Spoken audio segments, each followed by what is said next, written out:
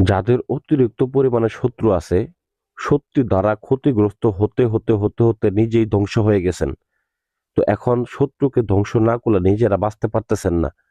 তো সেক্ষেত্রে তাদের উপকারের জন্য আজকের এই ভিডিও। এইটার মাধ্যমে আপনি দূর থেকে শত্রুকে রোগাগ্রস্ত করতে পারবেন, শত্রুকে ক্ষতিগ্রস্ত করতে পারবেন এবং শত্রুকে ধ্বংস করতে পারবেন। তো কিভাবে আপনি এই কাজটাকে করবেন আমি পূর্ণাঙ্গ নিয়ম আপনাদেরকে দিয়ে দিব। অবশ্যই চ্যানেলটাকে সাবস্ক্রাইব করবেন, ভিডিওতে একটা লাইক দিয়ে সম্পূর্ণ ভিডিও মনোযোগ দিয়ে দেখবেন, তাহলেই আপনারা বুঝতে পারবেন। আর যদি কাজ যদি না করার ইচ্ছে থাকে, নিজেরা যদি শত্রু দমন করার ইচ্ছে না থাকে, তাহলে অন্য জায়গায় যান। কারণ আমার যে ভিডিওটা দেখতেছেন এটা একটা পাওয়ারফুল ভিডিও। ইউটিউবের ভিতরে আরো 10টা ভিডিও দেখছেন, আমার এই ধরনের ভিডিও আপনারা দেখছেন কিনা আমি জানি না। আমি মনে করি আমার মতো ভিডিও আপনারা অন্য কোনো জায়গায় পাবেন না এবং কি দেখেন নাই। আমি এটা চ্যালেঞ্জ যে শুধুমাত্র একটা মোমবাতি জ্বালিয়ে একটা কাগজ নিয়ে যে ভিডিও বানালে ভিডিও হয় তা না। তা আমার এখানে যে জিনিসপত্রগুলো দেখতেছেন, শুধুমাত্র যে হাড়টা যে দেখতেছেন, এই হাড় দুইটার মধ্যে যে যে পরিমাণে মন্ত্রপুত করা আছে, তো সেটা আমি আপনাদেরকে বলে বোঝাইতে পারবো না হাতে না দেখাইলে। তো যাই হোক, তো স্ক্রিনের ভিতরে দেখেন একটা নকশা নিয়েছি। এই নকশাটার মাধ্যমে এই রোগা বানানোর কাজটা করতে হবে। আপনার নকশাটা ভালো করে ফলো করেন, কারণ এই নকশাটাই মেইন জিনিস। এই নকশাটা যদি ভুল করেন তাহলে কাজ করতে পারবেন না, কারণ এই নকশাটা দিয়ে আপনাদের কাজটা করতে হবে। তো প্রথমত আপনি এই নকশাটাকে নিবেন, অতঃপর একটা মাটির পাতিল নিবেন, একটা পুতুল নিবেন এবং কাফনের কাপড় নিবেন। নেওয়ার পরে দুইটা তাবিজ নিবেন এবং এই নকশাটাকে নেবেন, এবং কি এই নকশাটা অঙ্কন করার জন্য কাম সিঁদুর সংগ্রহ করবেন এবং বিষাক্ত সাপের আপনি বিষ সংগ্রহ করবেন। তো এই বিষাক্ত সাপের বিষ এবং কি কাম সিঁদুরটা আপনি পাবেন কোথায় আমি সহজ নিয়ম বলে দিতেছি। এইটা পাবেন আপনি কবিরাজের দোকানে, যেখানে তাবিজ বিক্রি করে ওই দোকানে গেলেই বললেই হবে যে সাপের বিষ পাওয়া যায় কিনা। বা আপনি যে কোনো তান্ত্রিকের কাছে যোগাযোগ করে এই জিনিসগুলো সংগ্রহ করে নিতে পারেন। আর কাম সিঁদুর যে কোনো কবিরাজের দোকানে গেলে আপনি পাবেন। অতঃপর ভিউয়ার্স, আপনাকে প্রথমত এই বিষাক্ত সাপের রক্ত এবং কি এই কাম সিঁদুর দ্বারা মিশ্রিত করে কালিয়ে বানিয়ে নিতে হবে এবং কাফনের একটু কাপড় সংগ্রহ করতে হবে। ওই দোকান থেকেই কাফনে কাপড় পাওয়া যায়। তো কাফনে কাপড় সংগ্রহ করে এই নকশাটাকে অঙ্কন করবেন। সুন্দর করে নকশাটা অঙ্কন করে নিয়ে শত্রুর নাম, শত্রুর বাবার নাম, শত্রুর বর্তমান ঠিকানা, শত্রুর আনুমানিক বয়স কেমন হবে, এই সকল বিস্তারিত জিনিস আপনি এইখানে লিখে দেখবেন।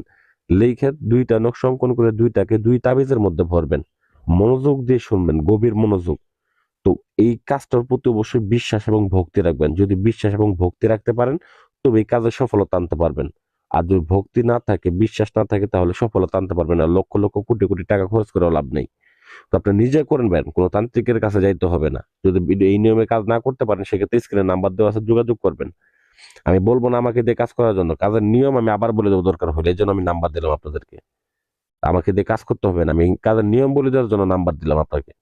যদি তারপরেও না পারেন, সেক্ষেত্রে যারা পারে না তারা যোগাযোগ করবেন, কাজের শুধুমাত্র খরচটা দিলে আমি কাজ করে দিব। তো যাই হোক, দেখেন এটাকে অতঃপর ভিউয়ার্স আপনাকে কাপড়ের কাপড় উপরে এটাকে নকশাটাকে অঙ্কন করে দুইটা তাবিজের মধ্যে ভরে একটা তাবিজকে একটা মাটির পুতুল নেবেন, ওই মাটির পুতুলের মধ্যে ঢুকাবেন। আর একটা তাবিজ আপনার হাতের ভিতরে রাখবেন। তো যেটা আপনি মাটির পুতুলের ভিতরে ঢুকাবেন, ওই পুতুলটা ছোট্ট করে বানিয়ে এই মাটির পাতিলের মধ্যে ঢুকাবেন। ও ঢুকানোর পরে সাদা কাপড় নেবেন, সাদা কাপড় দিয়ে এই দেখেন আমি নিয়েছি, মাটির পাতিলটাকে সুন্দর করে মুখটাকে বন্ধ করে নেবেন। বন্ধ করে নেওয়ার পরে ভিউয়ার্স আপনি সরাসরি চলে যাবেন শ্মশান ঘাটিতে। আর একটা কথা অবশ্যই বলি, এই কাজটাকে অবশ্যই আসন করে বসে করবেন, পারলে শ্মশান ঘাটিতে করবেন। পাক পবিত্র হয়ে করবেন, সুন্দরভাবে বসে ভক্তি সহকারে নিরিবিলি জায়গায় করবেন। তো আপনার পরিশেষে এই যে পাতিলটা আছে, মাটির পাতিলটাকে নিয়ে আপনি শ্মশান ঘাটিতে যাবেন। এটা যদি আপনি রাত্রে না পারেন, সেক্ষেত্রে দিনে এক ডুব দিয়ে এটাকে মাটির নিচে গিয়ে কোনো কিছু দিয়ে চাপা দিয়ে আসবেন। এবং কি বাকি যার একটা তাবিজ থাকবে, যে আসনে বসে আপনি কাজ করবেন, যেখানে বসে কাজ করবেন, ঠিক ওই জায়গায় আপনি পুঁতে দিবেন বাকি আরেকটা তাবিজ। তো এভাবে যদি আপনি কাজটা করতে পারেন, আমি আপনাকে মাত্র 3 দিন সময় দিলাম। মাত্র 3 দিনের মধ্যে ওই শত্রু যেখানে থাকুক, যত স্বাস্থ্যবানই হোক বা যত সুস্থ ব্যক্তি হোক, সে 3 দিনের মধ্যে রোগাগ্রস্ত হবে। তো ওই রোগাগ্রস্ত কি রোগাগ্রস্ত হবে, তার শরীরে রক্ত পচে যাবে, তার হার্টের সমস্যা হবে এবং কি তার শরীর আস্তে আস্তে বিকলাঙ্গ হইতে থাকবে। সে এমন ভাবে বিছানার ভিতরে পড়বে, দেখবেন 3 থেকে 7 দিনের ভিতরে একেবারে অসুস্থ হয়ে যাবে। 11 দিনের মধ্যে সে মৃত্যুবরণ করবে। এটা একটা পরীক্ষিত কাজ। কারণ আমি এতটুকু দিনের কথা এইভাবে বললাম যে, মানে এই কাজটা আমি করেছি এবং কি 3 থেকে 7 দিনের মধ্যে ফলাফল পাইছি এবং কি 11 দিনের মধ্যে মৃত্যুর ফলাফল পাইছি বিধায় আপনাদেরকে বলতে পারলাম। তো আশা করি ভিডিওটা ভালো